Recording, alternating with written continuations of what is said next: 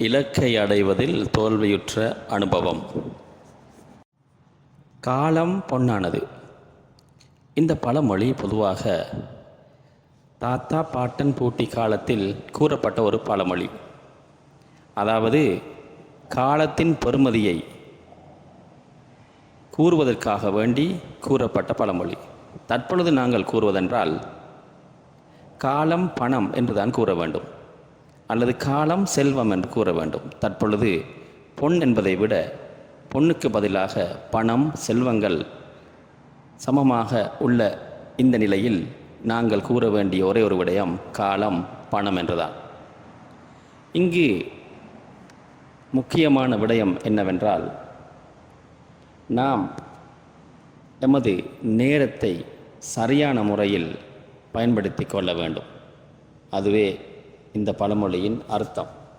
ஒரு மாணவனாக தான் பாடத்தை கற்றுக்கொள்வதை விட அதிகமான இலக்குகளையும் பணிகளையும் அவன் கவனிக்க வேண்டும்.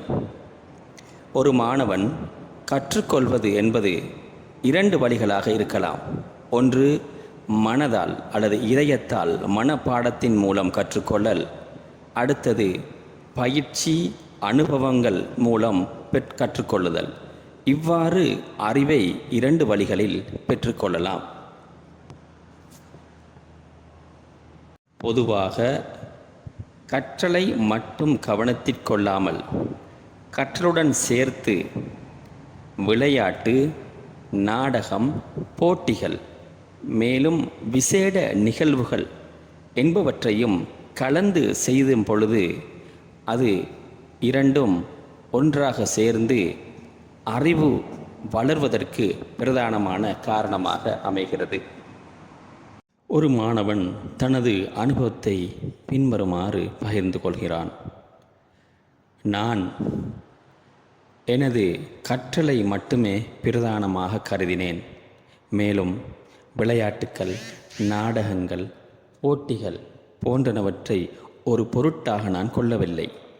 இதனால் பாடசாலையில் நான் முதலிடத்தை பிடித்த மாணவனாக இருந்தேன். அதுவே எனது நோக்கமாகவும் குறிக்கோளாகவும் இருந்தது. இந்த மனப்பான்மையால் எனது நண்பர்களிடமிருந்து அதிகமான அதிர்வலைகளும் எதிர்ப்புகளும் நான் பெறுவதற்கு காரணமாய் அமைந்தன.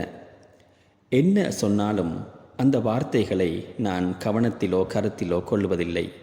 எனது இலக்கு, எனது குறிக்கோள் நான் பாடசாலையில் மட்டுமல்ல தேசிய ரீதியிலும் முதலாவது வர வேண்டும் என்பதே. எனினும் குறித்த நாள், குறித்த இலக்கு, அதாவது பரீட்சை எழுதும் நாளும் வந்துவிட்டது. நான் பரீட்சை எழுதினேன். எனது நண்பர்களும் பரீட்சை எழுதினார்கள். எனினும் பரீட்சைக்கு போகும் பொழுது நானோ கல்வியோடு சம்பந்தப்பட்ட விடயங்களை மட்டும்தான் கவனத்திற்கொண்டேன். ஆனால் சக மாணவர்கள் அது பற்றி பெரிதும் பொருட்படுத்தாது விளையாட்டு, கேளிக்கைகள், கூத்துக்கள் என்றவாறு அவர்கள் பரீட்சை நிலையத்தை அடைவதும் அதே போன்று பரீட்சையின் பின்னர் வீடு செல்லுவதுமாக இருந்தார்கள். நாங்கள் அனைவரும் குறித்த தினத்தில் குறித்த பரீட்சையை முடித்தோம். இருப்பினும் நான் எனது எதிர்பார்ப்பை இன்னும் அதிகரித்தேன். அதாவது நான் பாடசாலையில் முதலாவது மாணவனாக வர வேண்டும் என்பதே எனது பிரதான குறிக்கோளாக இருந்தது. இந்த அடிப்படையில் குறித்த அந்த பரீட்சையின் பெறுபேடு குறித்த மாதத்தில் வெளியானது. இதன்போது எனது எதிர்பார்ப்புகள் எவ்வாறு இருந்ததோ அதைவிட பரீட்சையும் பெறுபேறும் மிகவும் பெருமதியானதாக இருக்கும் என எண்ணி நான் பரீட்சையின் பெறுபேறை விசாரிக்க சென்றேன். அந்த நேரம் எனக்கு ஒரு அதிர்ச்சி காத்திருந்தது. அதாவது நான் பாடசாலையில் 3வது நிலை மாணவனாக இருந்தேன். அப்பொழுதுதான் எனக்கு ஒரு விடயம் புலப்பட்டது.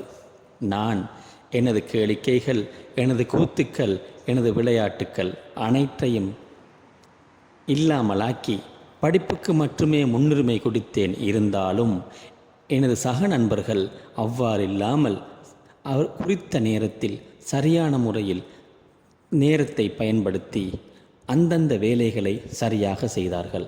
ஆனாலும் அவர்கள் முதலாவது இரண்டாவது இடங்களை பெற்றுக்கொண்டார்கள். நான் குறிப்பிட்ட அந்த ஒரு சில விடயங்களை இழந்தேன். எனினும் அவர்கள் சிறந்த பெறுபேற்றையும் பெற்றார்கள். அதே போன்று அவர்கள் எதிர்பார்த்தது போன்று சந்தோஷமாகவும் இருந்தார்கள். இறுதியாக நான் ஒரு விடயத்தை அறிந்து கொண்டேன். அதாவது அந்தந்த நேரத்தில் என்னென்ன இடம்பெற வேண்டுமோ அதை சரியான முறையில் நாங்கள் திட்டமிட்டு செய்ய வேண்டும். அப்பொழுதுதான் நாங்கள் எதிர்காலத்தில் எதை எதிர்பார்த்தோமோ அது அடையாவிட்டாலும் நாம் கடந்த காலத்தில் அடைந்ததை எண்ணி நாம் மகிழ்ச்சியாகவும் சந்தோஷமாகவும் இருக்கலாம் என்பதை உணர்ந்து கொண்டேன். ஆகவே நீங்களும் மாணவர்களாகிய நீங்களும் உங்களது காலத்தை சரியான முறையில் திட்டமிட்டு அதே போன்று நீங்கள் உங்களுக்கு கிடைக்கின்ற வாய்ப்புகளை சரியாக பயன்படுத்தி கல்வியில் மட்டுமல்லாமல் விளையாட்டு, நாடகங்கள், மேலும் இன்னோரன்ன செயற்பாடுகளில் நீங்களும் பங்கு பற்றி உங்களுக்கு கிடைக்கக்கூடிய அரிய வாய்ப்பை சிறந்த முறையில் பயன்படுத்தி எதிர்காலத்தில் வெற்றி பெற வேண்டும் என்று நானும் அன்பாய் கேட்டுக்கொள்கின்றேன். நல்ல விடயங்களை கேட்போம், நல்லவற்றையே அனைவருக்கும் பகிர்வோம், அனைவரும் பயனடையச் செய்வோம்.